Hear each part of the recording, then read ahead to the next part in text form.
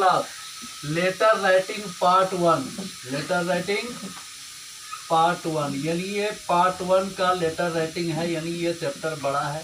Part 1 में हम पहले पढ़ते हैं लेटर राइटिंग क्या है। लेटर राइटिंग क्या है? पत्र लेखन। लेटर राइटिंग में क्या हुआ?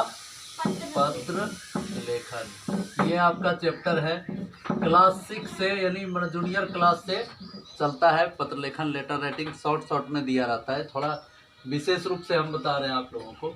Letter writing is an important topics in the English writing skills.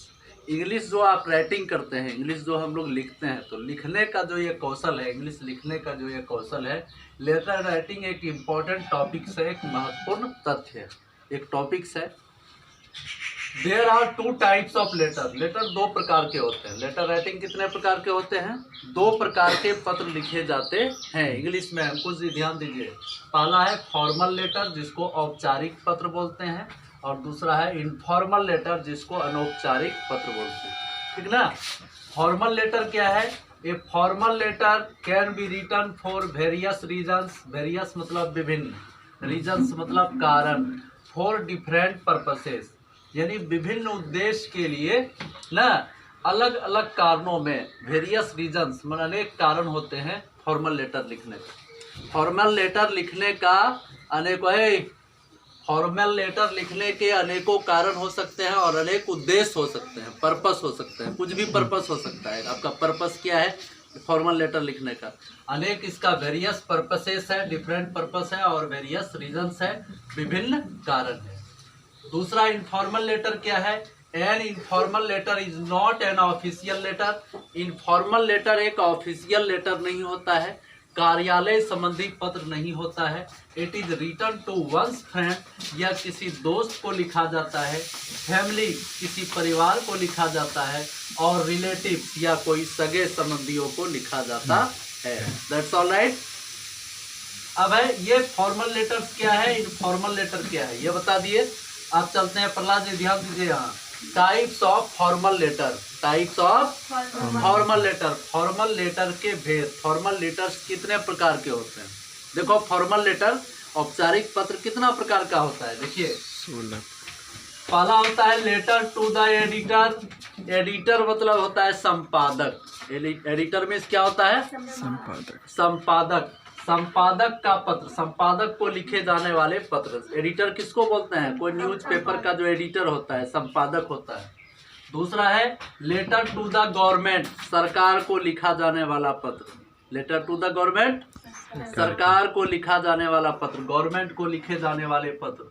तीसरा है letter to the police, police को लिखे जाने वाले पत्र। फिर देखिए चौथा है letter to the principal, principal को लिखा जाने वाला पत्र, एप्लीकेशन लेटर होता है। ठीक ना? चौथा है ऑर्डर लेटर, किसी को ऑर्डर देना है ना। आप बुक सेलर हैं, किताब पुस्तक विक्रेता हैं, आप किताब बेचते हैं, ऑर्डर देना है आपको पब्लिशर को, कितना बुक चाहिए, ग्रामर का कितना, संस्कृत व्याकरण का कितना, वो लिखिएगा ना उसमें। अभी सबका एग्जाम्पल बताएंगे, डीपली चलेगा ही। वॉल्यूम 1, अभी वॉल्यूम 1 चल रहा है राइटिंग लेटर का ना, लेटर राइटिंग का। ऑर्डर लेटर हो गया।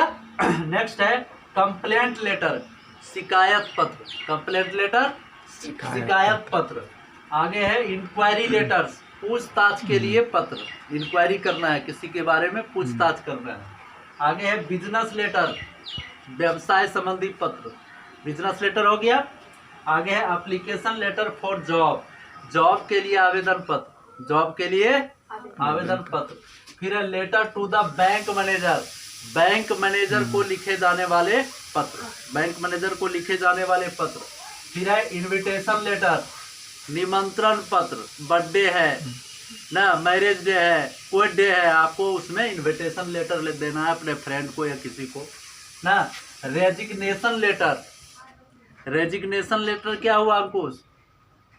रेजिग्नेशन लेटर इस्तीफा पत्र ना, किसी को इस्तीफा देना है, आपको नौकरी से बर्खास्त होना है, इस्तीफा देना है, resignation letter.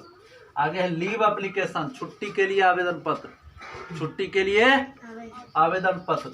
Leave application for marriage, शादी के लिए छुट्टी का पत्र, शादी के अवसर पर आपको जाना है, शादी में, उसके लिए लीव लेना है, यानी आपको छुट्टी के लिए एप्लीकेशन लिखना है।